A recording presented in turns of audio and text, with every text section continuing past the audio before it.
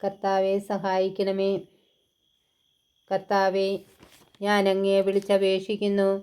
എൻ്റെ അഭയശിലയായ അങ്ങ് എനിക്ക് നേരെ ചെവിയടയ്ക്കരുതേ. അങ്ങ് മൗനം പാലിച്ചാൽ ഞാൻ പാതാളത്തിൽ പതിക്കുന്നവനെ പോലെയാകും. അങ്ങയുടെ ശ്രീകോവിലേക്ക് കൈകൾ നീട്ടി ഞാൻ സഹായത്തിനായി വിളിച്ചപേക്ഷിക്കുമ്പോൾ എൻ്റെ യാചനയുടെ സ്വരം ശ്രവിക്കണമേ. ദുഷ്കർമ്മികളായ നീചരോടുകൂടെ എന്നെ വലിച്ചിഴക്കരുതേ. അവർ അയൽക്കാരനോട് സൗഹൃദത്തോടെ സംസാരിക്കുന്നു, എന്നാൽ അവരുടെ ഹൃദയത്തിൽ ദുഷ്ടത കുടികൊള്ളുന്നു. അവരുടെ പ്രവർത്തികൾക്കനുസരിച്ച്, അവരുടെ അകൃത്യങ്ങൾക്കനുസരിച്ച് അവർക്ക് പ്രതിഫലം നൽകണമേ. അവർ ചെയ്തതനുസരിച്ച് അവരോട് ചെയ്യണമേ. അവർക്ക് തക്ക പ്രതിഫലം കൊടുക്കണമേ.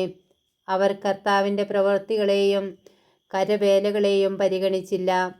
അതുകൊണ്ട് അവിടുന്ന് അവരെ ഇടിച്ചു നിരത്തും, പിന്നീട് ഒരിക്കലും പണിതുയർത്തുകയില്ല. കർത്താവ് വാഴ്ത്തപ്പെടട്ടെ. അവിടുന്ന് എൻ്റെ യാചനകളുടെ സ്വരം ശ്രവിച്ചിരിക്കുന്നു. കർത്താവ് എൻ്റെ ശക്തിയും പരിചയവുമാണ്.